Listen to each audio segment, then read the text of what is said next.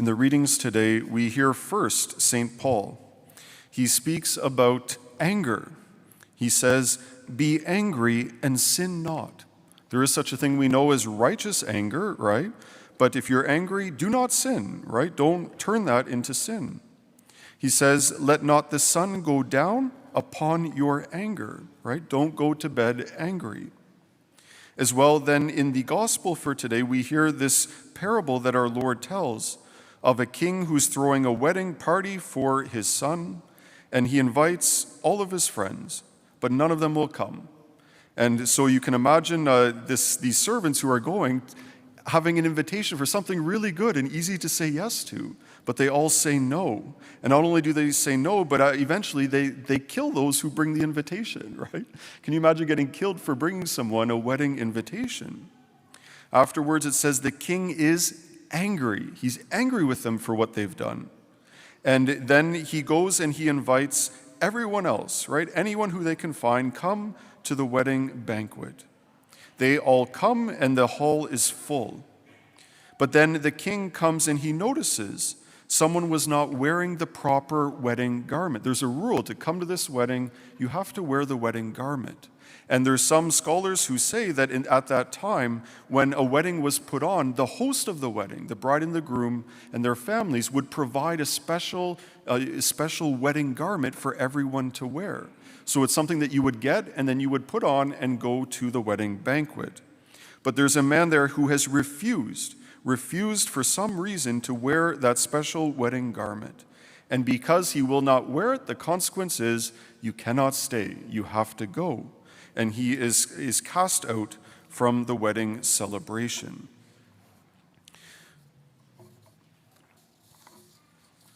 Today, as we reflect on these readings, we see coming up a number of times in each of them, right? We see how anger is present in each of them, especially, again, St. Paul. Be angry, but do not sin. Do not let the sun go down on your anger. Today, I just want to reflect with you a little bit on the vice of anger, right? And maybe today and this weekend, we can just reflect a little bit on the presence of anger in our lives and what we do with that, and maybe how we can deal with it in a better way. I'm sure all of you are, great, and you never struggle with anger, but for those who do, right, where there is a temptation, I hope that this will be helpful. Today, what I want to especially reflect on, I hope it's helpful for all of us, but especially today, I want to encourage parents. I want to encourage parents when that temptation to anger comes to be able to help them to overcome. Not trying to center parents out that they're more at fault than anyone else, right? Nothing like that, but just to offer some encouragement for all of our good parents who are here. And so maybe first I'll start, where does anger come from? What is the root, or kind of where's anger coming from? And what St. Thomas Aquinas says, I think, is very true. He says that we typically get angry in the face of some injustice that is done to us. We typically get angry when there's an injustice done to us or around us. That injustice, it digs inside of us and raises up this response of anger. I've been thinking about that a lot for myself this past week, and yeah, it's definitely true. One of the examples, I think I shared this with you before, but it happened a couple years ago. I was walking around here, around our church in the Polish church, and the Polish church has lots of steps, and there was a skateboarder there, right? He was going and skateboarding all over the place. So I walked over, just going to ask him politely, can you please, it's a church, can you not skateboard like on the church steps, right? So I went over and said, excuse me, sir, and he just kept going. He totally ignored me, right? And then I went a little closer and, excuse me, I just want to ask you something. He stopped, took off his headphones. He looked at me and he said, who do you think you are that you can talk to me? I've never heard that before, right? Who do you think you are that you can talk to me? And as I was thinking about it, I was so mad, right? I was so upset. Why? Because he was basically saying, like, who are you, right? You're no one. You don't have a right to speak to me. And it's like, I thought we lived like in a decent society where, we respect each other well enough to at least talk to each other. For him, like I was like someone way down here, and I'm not looking to be like a king or like, yeah, I'm a priest, you'd better do whatever I say, right? It was just like that basic kind of human decency, that human dignity.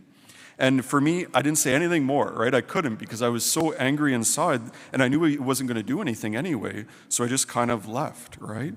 For me, and many other instances, when I experience anger, I notice that the root of it is that there's some injustice done here, right?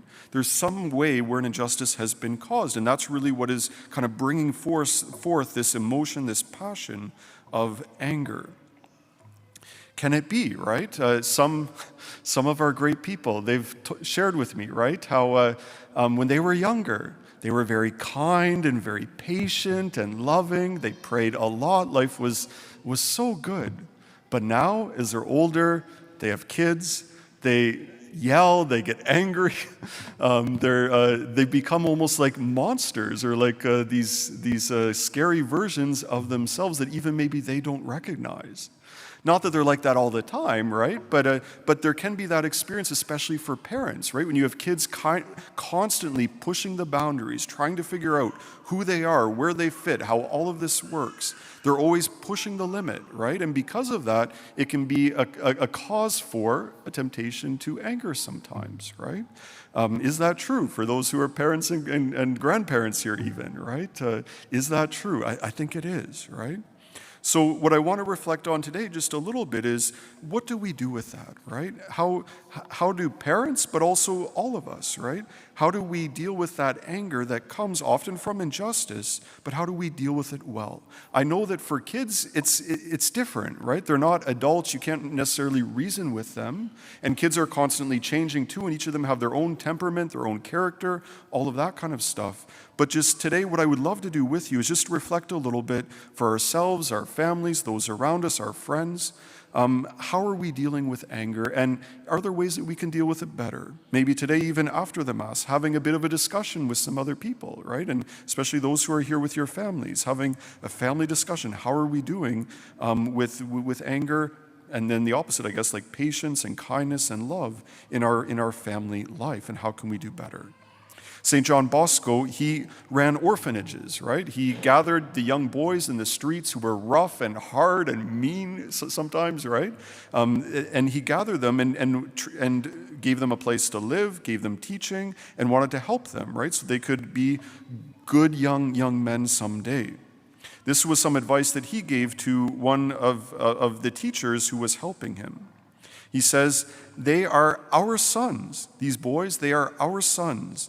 And so in correcting their mistakes, we must lay aside all anger and restrain it so firmly that it is extinguished entirely.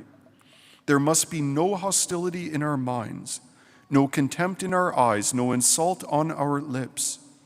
We must use mercy for the present and have hope for the future, as is fitting for true fathers who are eager for real correction and improvement."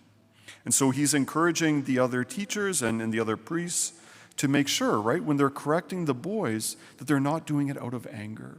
And isn't it true, right? All of us, when we think of our lives, the times when we have done things out of anger, how often have they been like revolutionary in the sense that they've caused so much good, they've changed lives, they've helped so many people? That probably hasn't happened, right? There is such a thing as righteous anger, but for most of us, that's not what's going on, right? When we're angry, it's better that we don't speak, right? It's better for us to be very careful, because we can do a lot of harm, a lot of damage, we can cause a lot of hurt. And often we're incapable at that moment of being able to actually help someone to improve, to teach a lesson, to give some clear, thoughtful, good direction. And so today I just want to offer maybe a few things for us to consider in terms of anger. Each of these, I've talked to different families and different people. I'm not an expert in any of this, but I've talked to different families, and I hope some of it might be helpful, at least, again, just kind of thinking about it and maybe having a discussion about anger in our lives. And so the first point, and this is connected to St. John Bosco, the first point is just that we need to be convinced, right, that acting out of anger is bad. Acting out of anger for us most of the time, the vast majority is not going to work. It's not fruitful, it's not good, not helpful. It can do a lot of harm. We want to be convinced that responding with anger, yelling, shaming, that it's always bad. It doesn't do anyone any good, and often it's counterproductive. It's not fruitful. And another point maybe for us to consider, and this is probably the biggest one, is that we want to pray unceasingly, right? We want to be constantly faithful to our regular prayer life. And I know, especially for parents, it can be very challenging, right, to fit in, but we have to fit in. You have to fit in those little moments to be able to be close to God. We know, all of us, that when we are close to God, we are more patient, we are more loving. When we are far from God, we are not patient and we're not as loving, right? Everything is much harder. But when God is close, when we're near his presence, everything is better. And also with this, maybe something to keep in mind is that parenting is a saint-making activity, right? So definitely we want to pray. Parenting is a saint-making activity, right? Trying to raise children and to do that really well is challenging. It challenges you so often. It causes you to have to grow in ways that maybe if you were on your own, you would have never had to have grown. And that's good. It's very good, actually, right? Because that's a pathway to real sanctity. So for all the parents who are here too, right? Think of that when you're looking at your kids, and it's awesome. Kids are a blessing. I don't mean to say anything bad, right? But in terms of those challenges in raising them, it is a saint-making thing, right? It's good for you. It's good for your growth. It's good for your sanctity. Another one. For parents, it can be helpful to establish a plan for disciplining children, right? To have kind of a go-to plan. I don't know if all of you have this, but one family was telling me that they did the same thing every time. And it was good because then the parents knew what to do, what to expect. The kids, they knew what to do and what to expect. Maybe it changes at the different ages and all of that, but what they said was that they had a room, right, where when a child was misbehaving or doing something wrong, they would take them, go to that room, sit the child down, explain to them what they did, make sure that they knew, told them to stop, to think about it for a little bit, and then they could come out when they were ready to say that they were sorry and that they would try not to do it again. For this family, they were saying that this helped them a lot as parents. They could keep their cool, right? When something went wrong, they didn't have to invent something new, a new kind of punishment or something every time. But it's just, no, like, this is what we do. And they had a go-to thing that they could then take their child and explain what they had done that was wrong in a calm and in a better way than doing it out of anger. Maybe that's something or something similar like that to be able to consider for your own family. Another thing is for us, we want to discipline with love and not anger, right? Disciplining with love and not anger. I was visiting a family, and I know whenever I go there, it's crazy, right? It's crazy. They got 3 little kids. And so I went there, and I was so inspired by something that I noticed at one point that the mom was doing. Before supper, as she was getting everything ready, she told one of the little boys, she told him, look, when supper comes, you have to eat the food. If you don't eat the food, you don't get dessert. She told me she was having a real problem. All he wants is dessert and the junk food, right? He just wants wants sugar. And she's trying to train him that no, he's got to eat other stuff. And so she told him a few times before supper, and then again during supper, and then also after, right? If you want this reward, if you want to have dessert, you have to eat some of the good food. It's your choice, you can decide, but if you don't, then you don't get any. And so, of course, during supper, he didn't eat anything, right? He wouldn't touch any of it. And then it came time for dessert, and he looks up, Mommy, please, can I have something for dessert? And it's so hard to say no, right? But she was very good, and she kind of firmly, calmly, she wasn't angry or anything, just calmly said to him, no, like only if you eat this food, then you can have some dessert. If you don't eat that, then you can't, right? And I was so inspired just by the calmness that she did all of this in trying to teach her son a really important lesson, right? These things can be taught in ways with great love and not anger. And maybe one of the biggest ones or the most practical ones for not just parents, but for many of us. We want to act from love, not exhaustion, right? So often for many of us, and for parents especially, right? If you didn't get a good sleep, kids woke you up, or they needed something, or just all the challenges of daily life, it can feel like you're constantly operating out of exhaustion. And when our tank is empty, we don't have a lot to give, right? And it's during those times that we can make really bad decisions. And again, we can cause harm, we can do damage. So for us, we want to try to have good self-awareness that we can tell when we're running on empty. Some of the times there's nothing you can do about it. You just got to persevere. That's true. But some of the times maybe we can just take a little breather, just step back for a few moments, or even saying, we can't deal with this now, we'll deal with it in the morning, right? After we've all had a good night's sleep, it'll be much better to do that. We want to be aware of our own kind of energy levels and try to manage that, right? So that we can do the best things, right?